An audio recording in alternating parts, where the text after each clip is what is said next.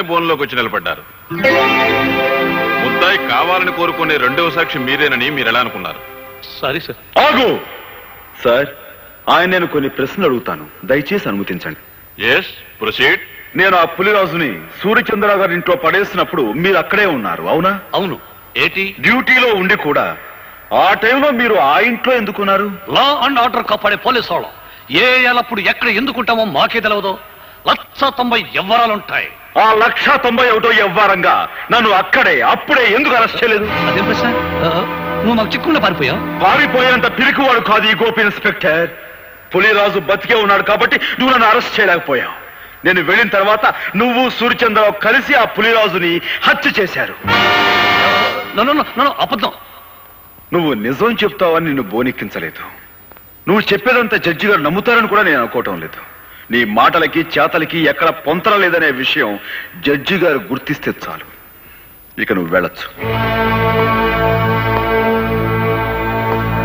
Mister Gopi, నీకు ఆ సూర్యచంద్రరావు గారికి మధ్య శత్రుత్వం ఉందని, అసలే గారి మాటలకి చేతలకి పొంతన లేదని నిరూపించినంత మాత్రాన వాళ్ళు నేరస్తులు అయిపోరు. ఏదైనా జరిగితే అది జరిగిందని సాక్ష్యం ఉండాలి. నేనే హత్య చేశానని, ఆ హంతకుడు నేనే అని చెప్పే సాక్షులు ఎవరున్నారు? నువ్వు పులిరాజు శవాన్ని మోసుకొస్తుండగా ఊరంతా చూసి పులిరాజు శవాన్ని కాదు, స్పృహ తప్పిపోయిన పులిరాజు. నువ్వు గట్టిగా వాదించినంత మాత్రాన లాభం లేదు. పులిరాజు బ్రతికే ఉన్నాడని సాక్ష్యం కావాలి. ఆ పులిరాజుతో నేను పాండవుల మెట దగ్గర పోట్లాడిన మాట నిజం.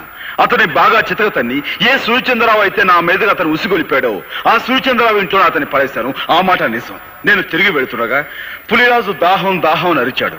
అక్కడున్న సూర్యచంద్రరావు గాని అశ్రయ్ గాని అతని గొంతులో నీళ్లు పోస్తారన్న నమ్మకం నాకు లేక నేనే వెళ్లి అక్కడున్న జగ్గు తీసుకుని అతని నీళ్లు పట్టించాను.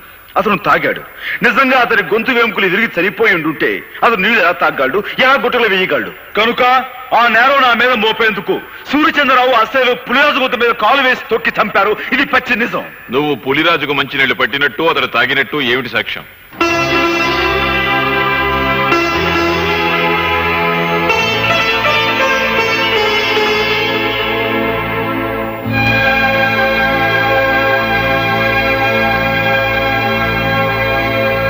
నువ్వు చెప్పేదానికి సాక్ష్యం ఏదైనా ఉంటే చెప్పు. ఆ ప్రత్యక్ష సాక్షి ప్రస్తుతం ఇక్కడ లేరు. దయచేసి మీరు నాకు 2 రోజులు గడువు ఇవ్వండి. ఈ 2 రోజుల్లో నేను సాక్షిని ప్రవేశపెట్టలేకపోతే ఆ పులిరాజును నేను చంపినట్లుగానే భావించి మీరు ఏ శిక్ష విధించినా సరే మీ ఇష్టం.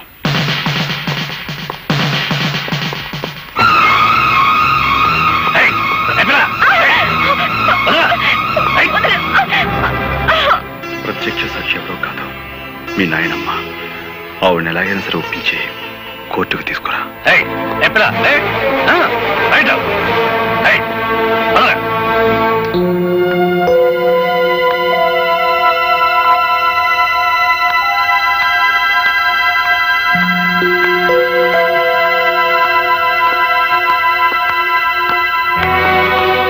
ఎవరమ్మాయి నువ్వు?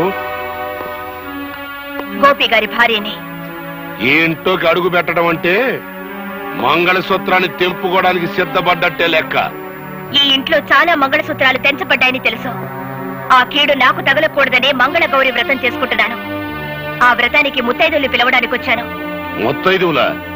నీ వ్రతానికి రాదగ్గ ముత్తైదువులు ఎవరు ఈ ఇంట్లో లేరే? ముత్తైదువుగా పసుపు కుంకానికి దూరమైన, మమకారానికి మానవత్వానికి దూరం కాని పుణ్యాత్ములున్నారు. వాళ్ళు ముత్తైదుల కంటే గొప్పవాళ్ళు. నానమ్మ, ఇవాళ సాయంత్రం వ్రతం చేసుకుంటున్నాను. నువ్వు తప్పకుండా రావాలి.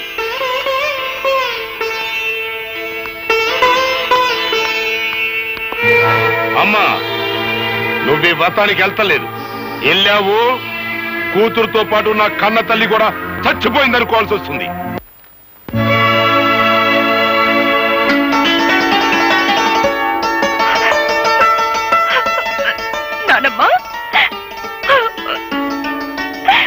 వ్రతానికి ఊళ్ళో ఎవరిని పిలవలేదా అమ్మా? నువ్వొక్కదానివి దీవిస్తే ముక్కోటి దేవతలు దీవించినట్టవుతుందని నిన్ను తప్ప మరెవరిని పిలవలేదు నాన్నమ్మా. కంటికి కనపడిన గౌరీదేవి రాధమ్మను అనుగ్రహించినా అనుగ్రహించకపోయినా మీ గుండెల్లో పెట్టుకు పెంచిన మీ మనవరాల్ని మీరు దీవిస్తే చాలమ్మా. మా అమ్మగారు ఆశీర్వాదం తీసుకోమ్మా. నన్ను దీర్ఘ సుమంగళిగా ఆశీర్వదించు నానమ్మా. ఏమ్మా దీవించాలని సందేహిస్తున్నారు? మీ మనవరాలు పసుపు కుంకాలతో పచ్చగా ఉండటం మీకు ఇష్టం లేదమ్మా? నా మనసుకైతే ఆ కోరిక ఉంది, కానీ నా దీవెనకి ఆ శక్తి లేదు పాపం. నానమ్మా ఎందుకు లేదమ్మా, మా గోపి ఆవేశంతో కట్టిన తాళిని రాధమ్మ అజ్ఞానంతో తీసివేయబోయినప్పుడు మీరు అడ్డుకుని ఆపారు. తెగిపోయిన అనుబంధాన్ని తిరిగి గుర్తు చేస్తూ విడిపోయిన కుటుంబాలని మళ్లీ కలపాలనే ఉద్దేశంతో మీ మనవరాల్ని మీ ఇంటి నుంచి మా ఇంటికి పంపారు. ఇంతటి మహత్కార్యం చేయగలిగిన మీకు మీరు నిలబెట్టిన తాళిని కాపాడే శక్తే మీకు లేదంటారా? తల్లి తండ్రి లేని గోపి అబ్బాయిని మీరు దిక్కు మొక్కు లేకుండా వదిలేయటం వల్ల ఆ కర్ణుడు అనుభవించినంత దౌర్భాగ్యాన్ని మా గోపి అబ్బాయి కూడా అనుభవిస్తున్నాడమ్మా. అవునమ్మా, మీ కొడుకు మీ అల్లుణ్ణి నిర్దాక్షిణ్యంగా చంపాడని మీకు తెలుసు. గోపికి రావాల్సిన ఆస్తిని కాజేశాడని మీకు తెలుసు. అయినా ఈ నిజాన్ని మీరు ప్రపంచానికి చెప్పలేకపోయారు. గోపి ప్రాణభయంతో పరిగెత్తుకుంటూ వచ్చి నా పంచన చేరాడు. వాడు నా దగ్గర ఉంటే వాడి జీవితానికి న్యాయం జరిపిస్తాడనే ఆశతో కావాలని వాడి లాకెట్టు మీ దగ్గర తాకట్టు పెట్టాను. అయినా ఏనాడు వాడి యోగక్షేమాల గురించి మీరు విచారించలేదు, వాడిని చేరతీయలేదు. వాడు మాకు దేవుడిచ్చిన బిడ్డగానే భావించాం. వాడి ఆలనా పాలనా చూడడంలో మా ముగ్గురికి ఒక ఆనందం కనిపించింది. ఆ ఆనందంలోనే మాకు పెళ్లిళ్లు కావాలని, మాకు బిడ్డలుండాలనే మాటే మర్చిపోయి ఇన్నేళ్లు గడిపేశాం. ఇంకో నిజం కూడా మీకు చెప్పాలమ్మా. చిన్నప్పటి నుంచి గోపి అబ్బాయికి తనెవరో, తనకి జరిగిన అన్యాయం ఏంటో, తనకు రావలసిన ఆస్తిని ఎవరు అనుభవిస్తున్నారో అంతా తెలుసమ్మా. అయినా ఏనాడు వాటి గురించి ఆశపడలేదు, బాధపడలేదు. మరంత గొప్ప మడిసికి ఉత్తి పుణ్యానికి ఉరిశిచ్చపడితే మీ మనవరాలు విధవరాలైపోద్ది. అప్పుడే రాధమ్మ తల్లి పసుపు కుంకాలు ఎలా సెరిపోయాలో, తాళిబొట్టు ఎలా తెంచాలో బ్రహ్మచార్యత్వం మాకు తెలియదమ్మా. ఆ తతంగం అంతా మీరే దగ్గరుండి జరిపించాలి. వీళ్ళ నుంచి మానవత్వాన్ని నేర్చుకున్న మనిషిగా రేపు నేను కోర్టులో చెప్పబోయే నిజమే ఈ మాంగళ్యాన్ని నిలబెడుతుందమ్మా.